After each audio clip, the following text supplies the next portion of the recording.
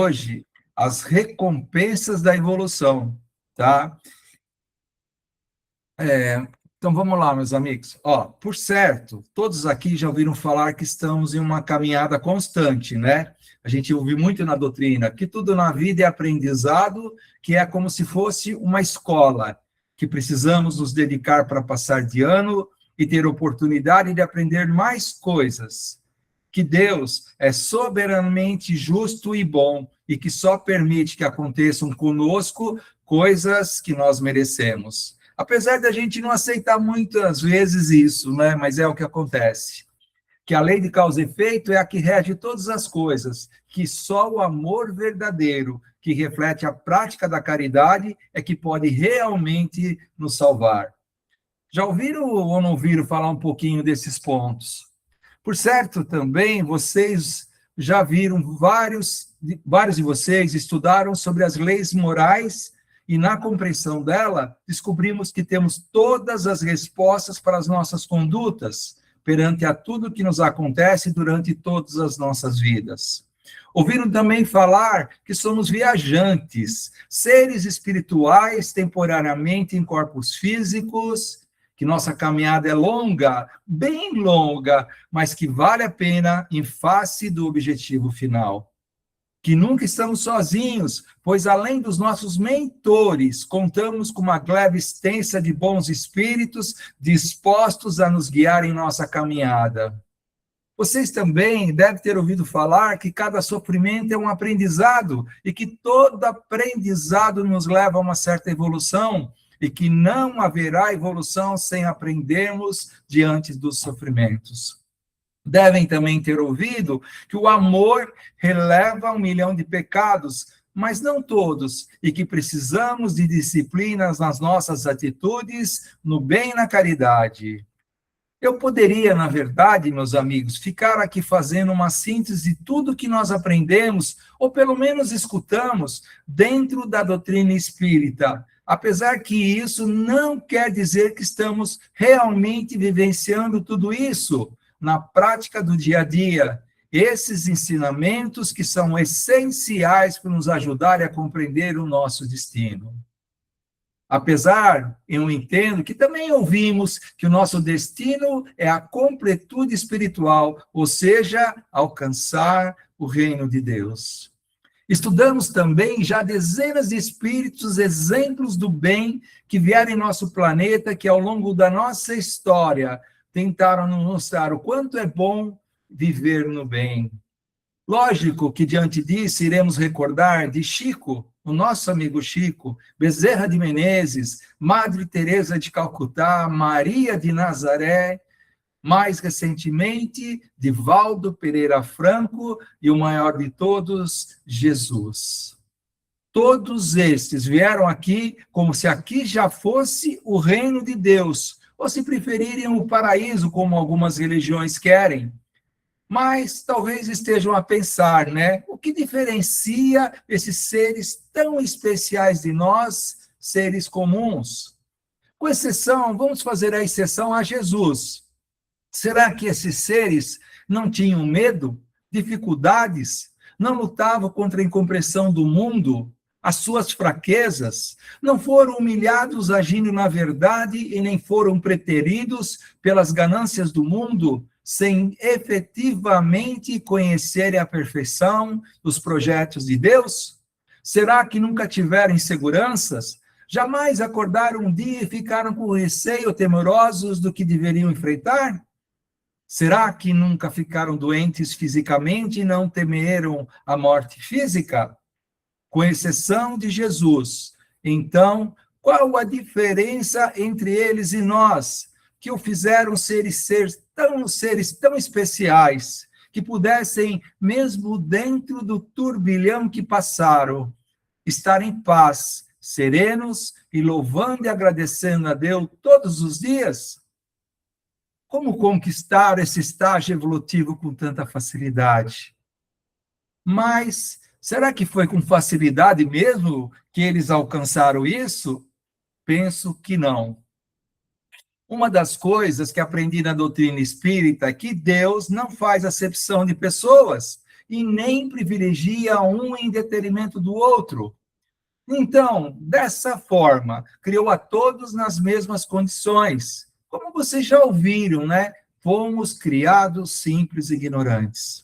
Então, vamos raciocinar. Se Deus é justo, criou a todos nós de forma igual, e alguns chegaram a certa plenitude espiritual e nós ainda não, não seria justo pensar, dentro da nossa fragilidade moral, que ao longo da caminhada deles tiveram alguns privilégios que nós não tivemos?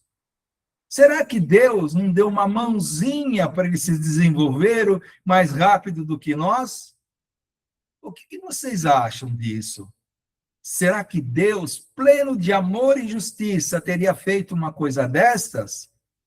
Eu creio que todos já sabem da resposta, né? Mas se todos nasceram iguais, passaram por experiências semelhantes, se desenvolveram sem privilégios, natural que precisamos aceitar que, por méritos, que eles chegaram a este grau de desenvolvimento. Ou seja, na escola da vida, eles conseguiram passar de ano aos nossos olhos, mais rápido do que nós, através das suas atitudes e através das suas escolhas. Mas foi, sim, sem privilégios, mas com muita dedicação, muita luta e empenho, principalmente agindo nas causas do bem. Então, a conclusão que chegamos, que eles merecem estar do jeito que estão e terem chegado a esse estado de evolução que chegaram. Lembrando que estar bem nada tem a ver com seu estado de encarnado ou desencarnado, pois isso é uma faculdade do espírito de cada um. Ficou claro isso para vocês?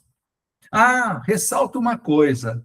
Dentro do que eu falei agora há pouco, muitos podem pensar, por exemplo, que Bezerra é tão evoluído porque passou por mais encarnações que a maioria de nós. Ou seja, já teria sido testado em maiores oportunidades. Quem pode garantir isso? Quem pode afirmar que um espírito está mais evoluído porque viveu mais vezes no plano carnal?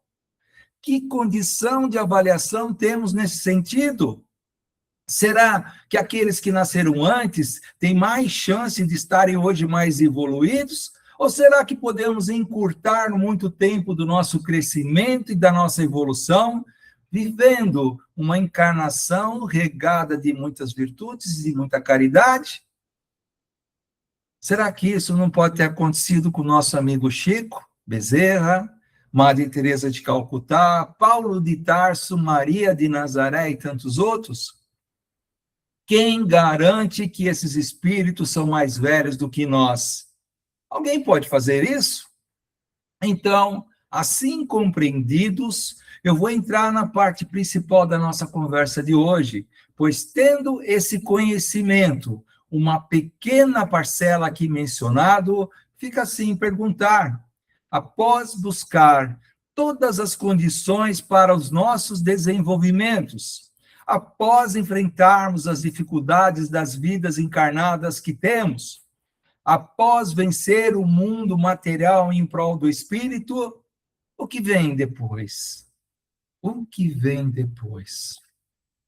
O que acontece com nossa alma? Para onde ela vai? O que acontece com o nosso processo evolutivo? Se ele para de acontecer quando deixamos de ser encarnados? Mas será que existe algum momento em todas as nossas encarnações que nós deixamos de ter a oportunidade de aprender e evoluir? Então, para responder essas perguntas, eu vou recorrer a alguns pensamentos contidos num livro que eu adoro, é o livro de Leon Denis, Depois da Morte, que nos fala das consequências das virtudes alcançadas em prol desse desenvolvimento individual. E nós vamos, assim, entender um pouco do sentido da vida e, na medida que for colocando as coisas para nós, creio que elas ficarão um pouco mais claras. a bondade e a justiça de Deus, depois dessa leitura, não tenho dúvida que serão fortalecidas. E sabe de uma coisa que vamos ver nitidamente também? Que Deus, além de soberanamente justo e bom e misericordioso, é também muito sábio. Sabe por que eu falo isso? Deus, ele criou um sistema de justiça para premiar os melhores, que é perfeito, sem falhas, assim como é o nosso Deus. E isso tem que nos dar a certeza que a caminhada, apesar de longa, bem longa, nos traz uma recompensa jamais sequer imaginada por todos nós. Aliás, meus amigos, que fique bem claro, hoje não temos condições de compreender o projeto total de Deus.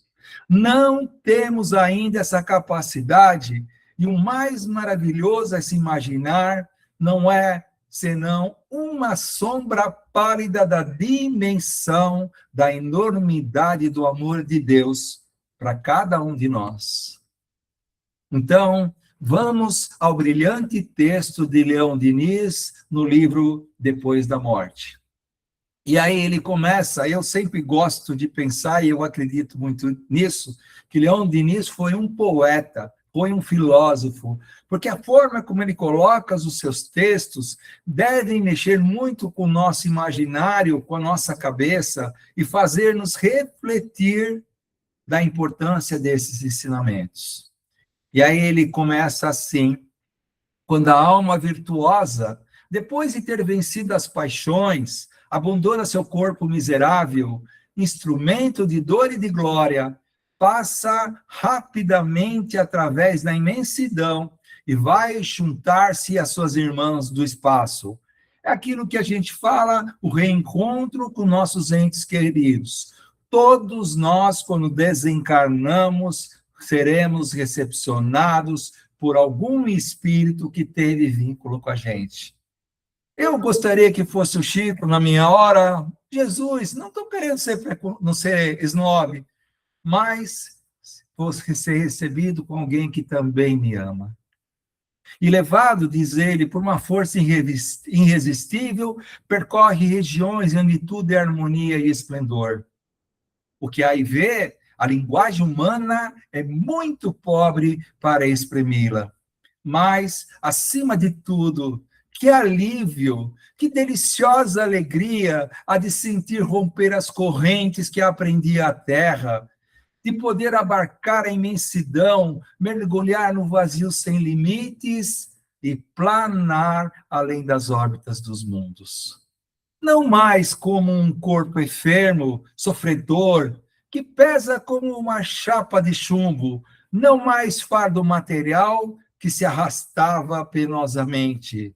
E liberto desses laços, ela irradia, embriaga-se de espaço e de liberdade. As coisas feias terrestres, a velhice decrépita, enrugada, deram lugar a um corpo fluídico de formas graciosas, forma humana idealizada que se tornou diáfana e brilhante. A alma reencontrou aqueles que amava na terra e que precederam na nova vida, que são os eleitos da sua ternura, seus companheiros de labor e de prova.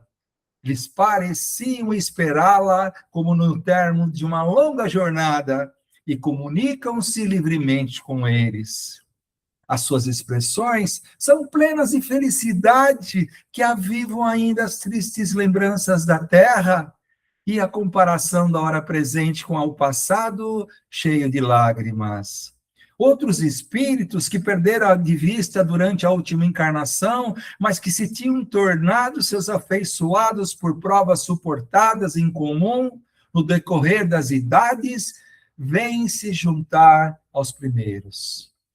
E todos aqueles que partiram dos seus bons e maus dias, todos aqueles que com ela cresceram, lutaram, choraram, sofreram, apressam-se para recebê-la, e sua memória despertando-se repentinamente, resulta em explosões de felicidade, efusões que a pena não saberia descrever.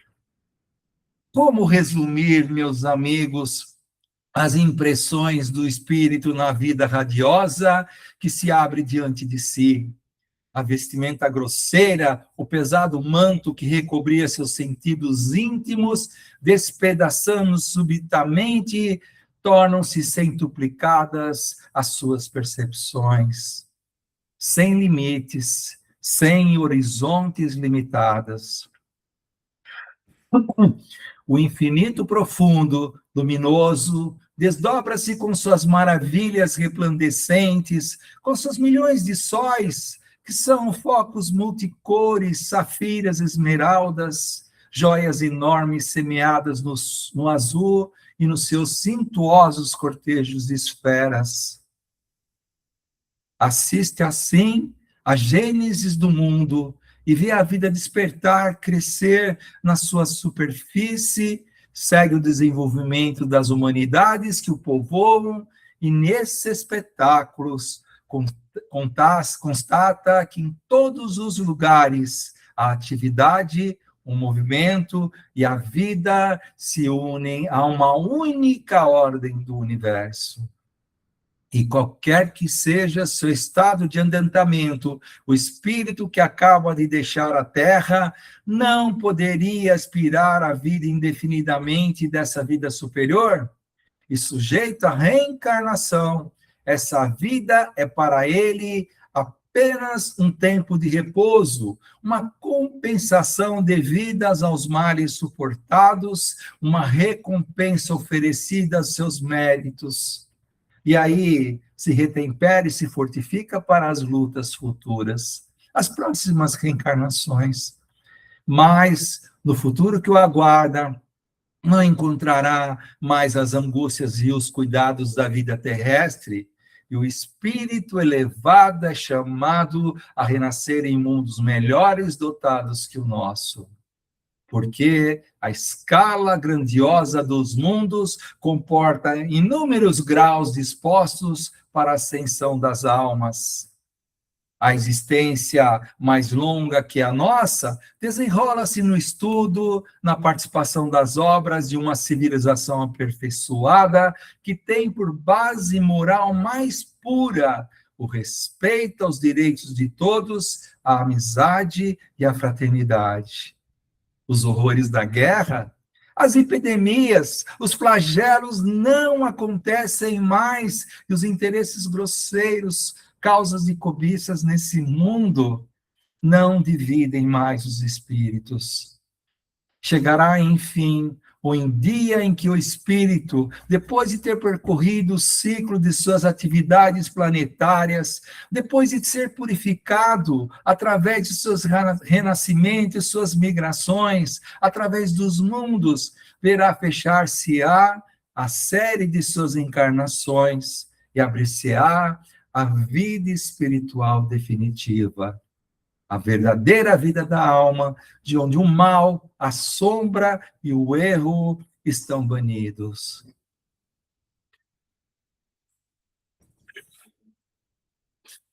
E nesse momento, dissipam-se as últimas influências materiais, a calma, a serenidade, a segurança profunda substituírem os desgostos, as inquietudes de outrora.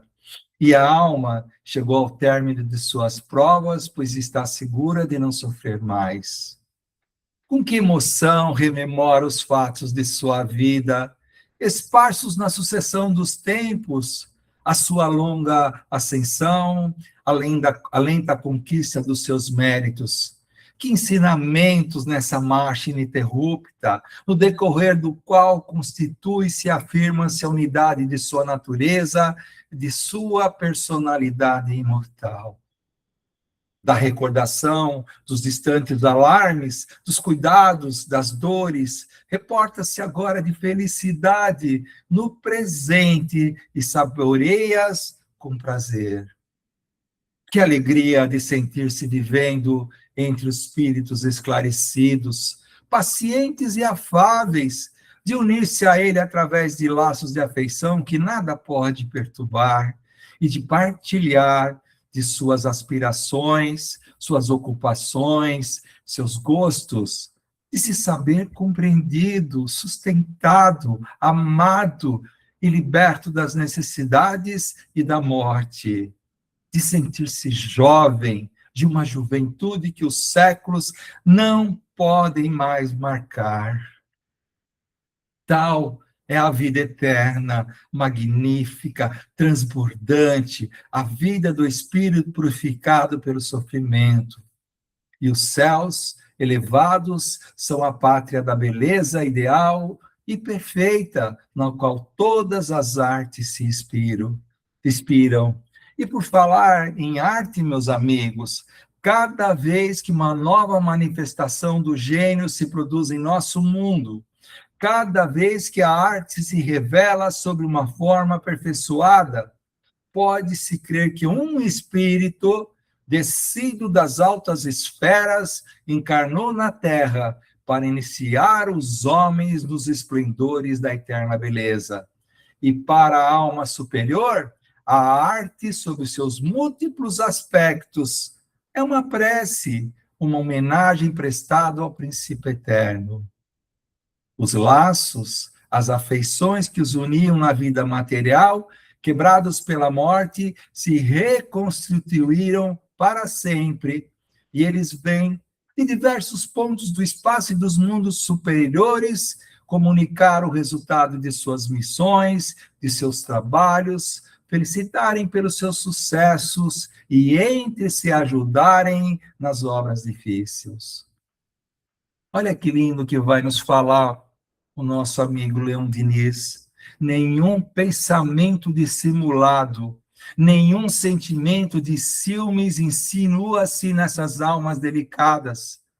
O amor, a confiança, a sinceridade presidem essas reuniões, onde são recolhidas as instruções dos mensageiros divinos, onde são aceitas novas tarefas que contribuem para elevar mais ainda, sabe? Uns conceitem em velar pelo progresso e desenvolvimento das nações e dos globos. Outros encarnam nas terras do espaço para ali cumprir missões de devotamento, para instruir os homens na moral e na ciência. Outros ainda, os espíritos guias protetores, ligam-se a alguma alma encarnada, sustentando no áspero caminho da existência, conduzindo-a do nascimento à morte, do nascimento à morte das vidas sucessivas. Acolhem e no final de cada uma delas, no limiar do mundo invisível, em todos os degraus da hierarquia espiritual, o espírito tem seu papel na obra imensa, essa obra imensa do progresso que concorre na realização das leis superiores. E quanto mais o espírito se purifica, mais ardente nele se torna a necessidade de amar, de atrair para a sua luz e sua felicidade, para a morada onde a dor é desconhecida. Todo aquele que sofre, todo aquele que luta e se agita nos submundos da existência imortal. E quando um desses espíritos adota um desses irmãos inferiores, torna-se seu protetor. Com que solicitude afetuosa sustenta seus passos? Com que alegrias vê seus progressos? Com que amargura constata as quedas que não pôde prevenir? Assim como a criança, saída do berço, tenta seus primeiros passos sob o olhar terno da mãe, assim o espírito assistido se ensaia nos combates da vida sob a proteção invisível do seu guia espiritual. Meus amigos, todos nós temos um desses gênios tutelares, que nos inspiram e nos dirigem nas horas difíceis. Daí a poética lenda do cristão, do anjo guardião. Não há um pensamento mais doce, mais consolador, do que saber que um amigo fiel alcançou-nos, sempre disposto a nos socorrer, de perto como de longe, a nos influenciar às grandes distâncias, como a manter-se perto de nós na prova, aconselhando-nos através da intuição e nos aquecendo com seu amor. Leon Denis esclarece: sabemos que todos os espíritos são iguais em princípio, diferentes apenas sobre o ponto de vista do adiantamento e destinados ao mesmo fim. E estes degraus dessa hierarquia começam no meio da vida inferior e se prolongam em direção das alturas inacessíveis às nossas concepções atuais. Meus amigos, é um escalonamento inexprimível de potências, de luzes, de virtudes que crescem da base ao topo. Se houvesse topo, né? É a espiral do progresso que se desenrola até o infinito. Ainda ele, Leon, vai nos dizer: todo espírito é um foco de luz. Olha que coisa bonita.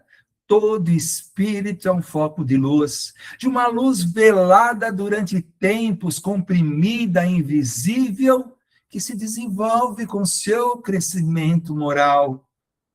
Cresce lentamente, aumenta de extensão e de intensidade.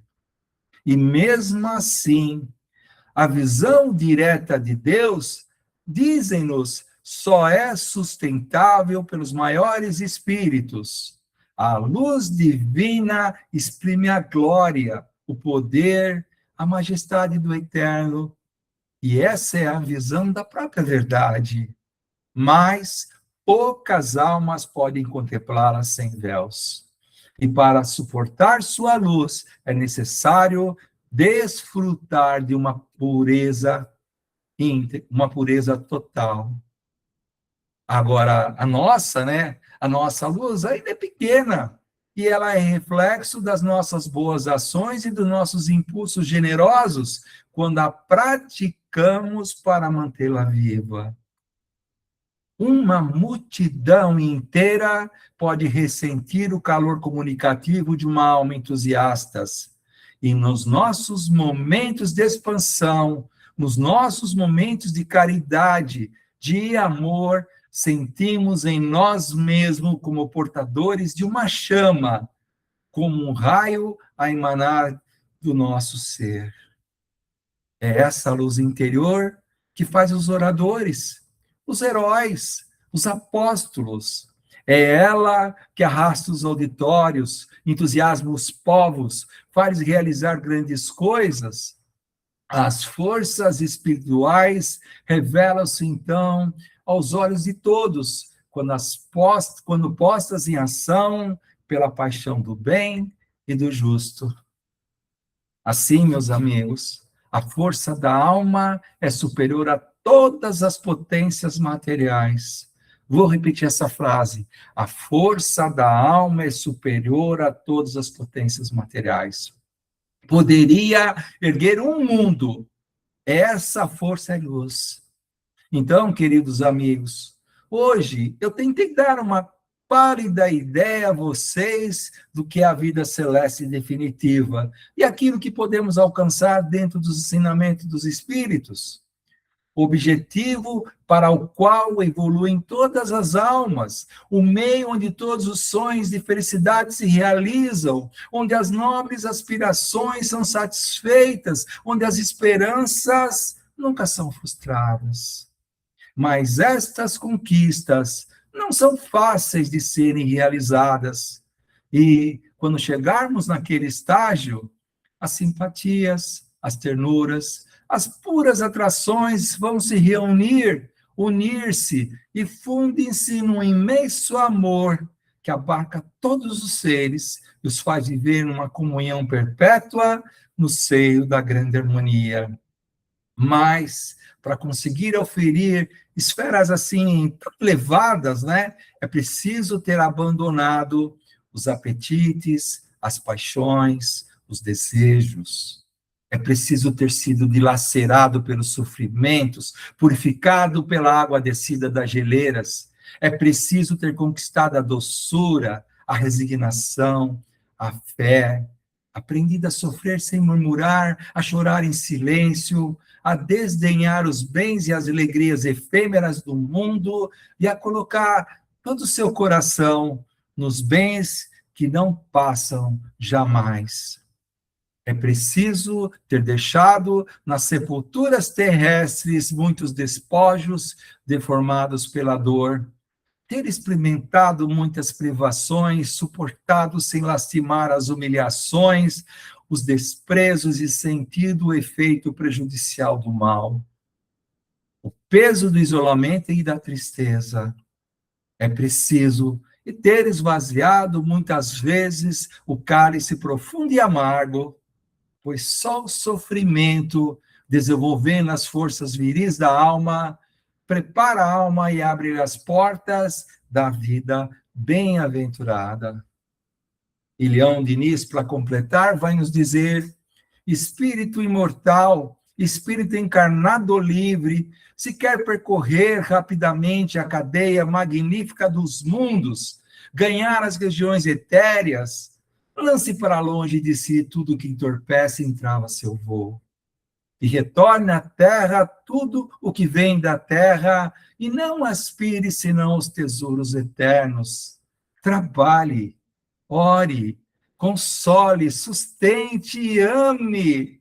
Oh, ame até o fim e cumpra assim o seu dever, mesmo ao preço do sacrifício da morte. Assim semeará o germe da sua felicidade definitiva. Que assim seja, meus amigos.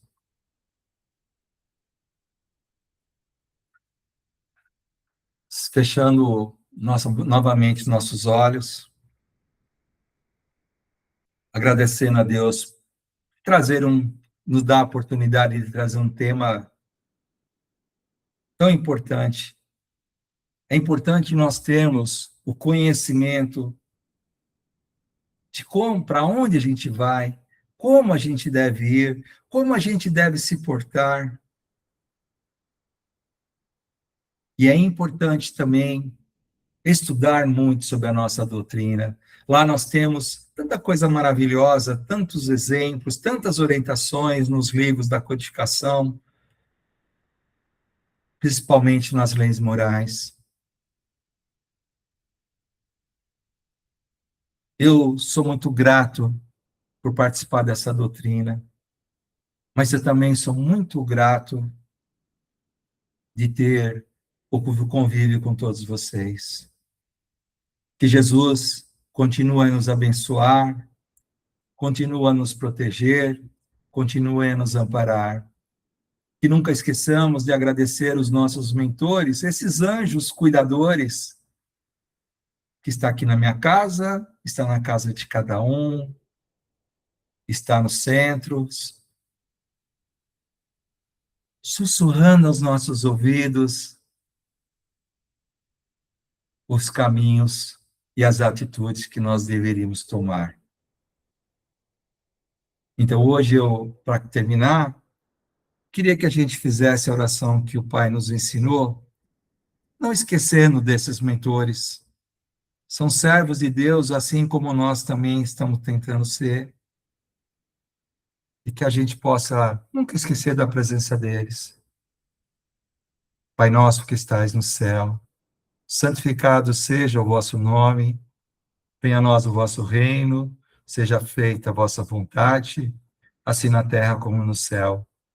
O pão nosso de cada dia nos dai hoje, perdoai as nossas ofensas, assim como nós perdoamos a quem nos tem ofendido, e não nos deixas cair em tentação, Senhor, mas livra-nos de todos os males, porque vosso é o reino, o poder e a glória para todos sempre. Que assim seja.